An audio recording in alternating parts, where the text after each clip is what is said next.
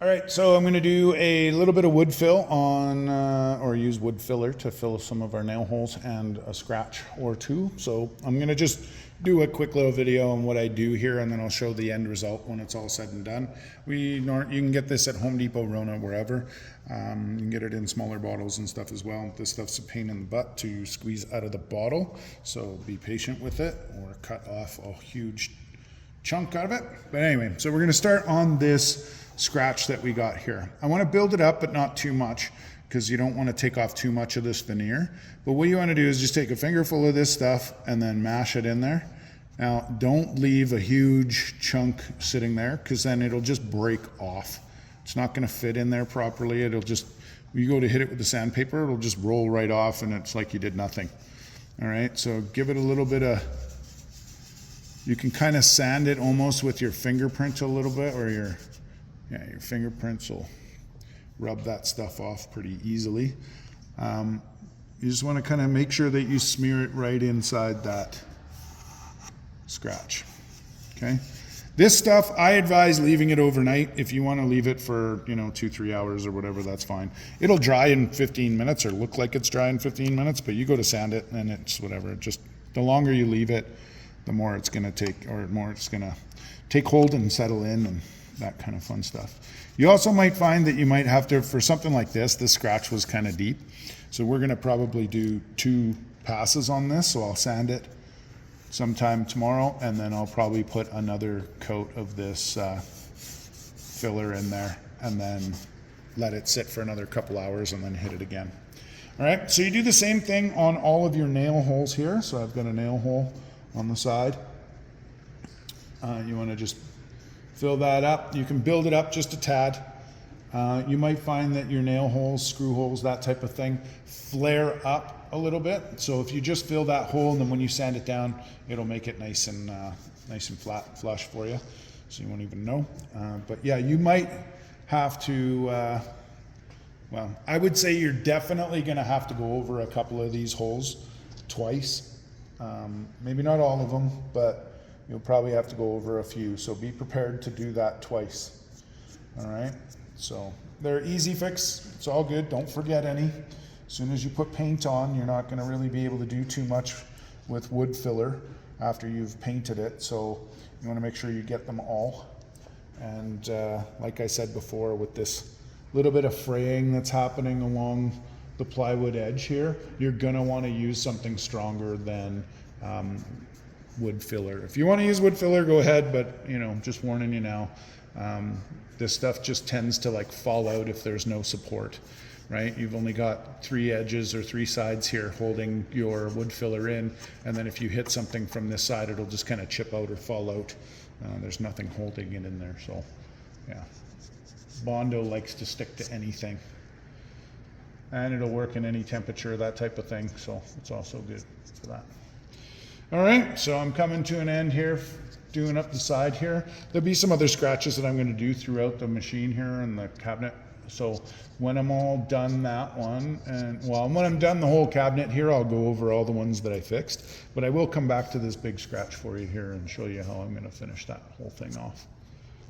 All right, see you soon when we're all dried up. Okay, so basically we've waited for our wood filler to dry and do all this fun stuff. Basically in the end, with the techniques that we were doing, there's not a lot of stuff to fix on these. I did show a nice deep gouge and stuff, and we'll show that all to you. And we're gonna actually fix that now that this is all dry and fun stuff. With this wood filler, I can wear this away pretty easily with my fingerprint. That's all it takes, really. In the end, you're going to obviously want to sand it out. Don't do it with your finger, but it just goes to show how light of a sanding you're going to need.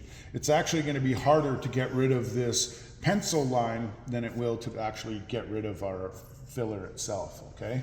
So with that in mind, basically what I wanted to show you is the maximum I'll ever use on any of this stuff is 100 grit, and I highly suggest not using this for anything unless you have to be highly aggressive.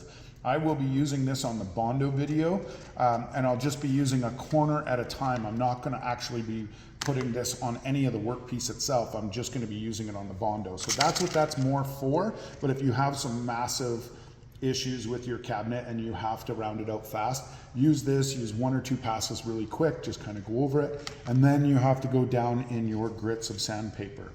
Okay, so you can go down to say 220 after that, use it a little bit, whatever, or go straight to 320. I usually use 320 on everything that we do. I do have 120 on the orbital right now. I might do 1 pass with that, but I'll never do more than 320 on a wood filler fix. Okay, so we've got our sanding block, we got 320. I'm doing it by hand. I want to be as light as possible. After I finish all this stuff and get the wood filler as smooth and where I want it, then I'll take my other sander at either 120 or 320, depending on how I feel about the softness of the wood and stuff. Like I said before in our other videos, this is plywood and it's a birch, but it is veneered. That's why it chipped out on the edges on this side here. It didn't do that anywhere else in the machine, just on this one side. It was part of the technique that we used to do this. It's just chipping because we're sliding it across the bottom and doing all that fun stuff. It was the one that got the most work to it, so it gets the most damage. There's almost no damage on the other side, and we didn't use any nail holes on the other side, so we didn't have to finish any of that stuff. So the beautiful thing with these techniques is the fact that if you use some of them properly, you won't have to do any finish work at the end to cover up any of these type of things. So it just depends on where you want to go. It's more work up front and then less work in the end versus less work up front and more work finishing and doing all that stuff. So it comes to what you're comfortable with. All right, so I'm going to show you how to sand these off nice and light. I've got a large sanding block. You can do whatever you want. I'm going to start off on a small spot here that has the most of our wood filler. And then I'm going to move up to our scratch, and then I'll show you how that's done. And then I'll just kind of go through it all. And then we'll come back and take a look at what it looks like. But it's pretty simple stuff. You want to go in a circular motion. Try to put a lot of your pressure and effort onto the actual wood filler itself that you're trying to remove. That circular pattern, you want to get a little bit bigger and bigger so that you're not getting like a dimple, a ripple, or a concave effect to it. So don't press very hard. I'm barely pressing down on this at all. I'm just kind of using the weight of my hand and being very, very patient with the outcome, okay? So you just kind of want to do that every once in a while. Then I'll start off small again and I'll work my way out. You can kind of see this veneer getting lighter in this area because I'm obviously taking some stuff off. Now with this being a veneer, it's only about a millimeter and a half thick. So you don't want to take a lot of that off anyway, right? So you want to just get it nice and smooth. So this was a dent. It wasn't a hole. It was just pressure dent of some sort. So now it's just smooth as a baby's bottom. So we're going to move up here and I'm going to do the scratch in real time.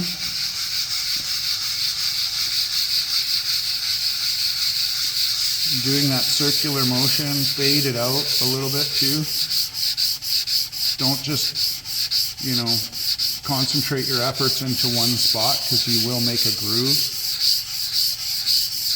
You can see how this gives the wood a nice finish too, so I'm actually finishing the wood around it so I don't have to work as hard when I either use the orbital sander or I choose to do this by hand. This being a veneer, I might want to do this whole thing by hand. As you can see, just dealing with this, it doesn't take a lot of effort for time on this. You want to, if you're not going to do circles like this, if we're doing the whole thing, you're going to want to go with the grain when you're doing it by hand. If you're using an orbital, it doesn't matter because it's spinning in that circular pattern that you want. You might just, after using the orbital on something as nice and light finish as this with the veneer on the 1 millimeter, you might want to take the 320 and just go over it once or twice down the grain pattern before you're going to put a primer on it, because then you may or may not see circular pattern in it, that type of a thing. If that does happen when you paint it, I will go over all that stuff there, but if it does happen when you paint it, you're gonna wanna sand that off and then give it a second coat. That's the way to get rid of that, because you can't always see it until you paint it.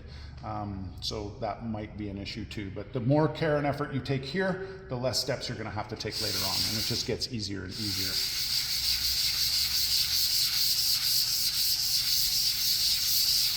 All right, so I'm not 1000% happy with this, so I'm gonna go over it again, like I said, and then I'm gonna sand the rest of this off while this dries, and then I'll come back and I'll hit that again, and then hopefully it'll be all good to go.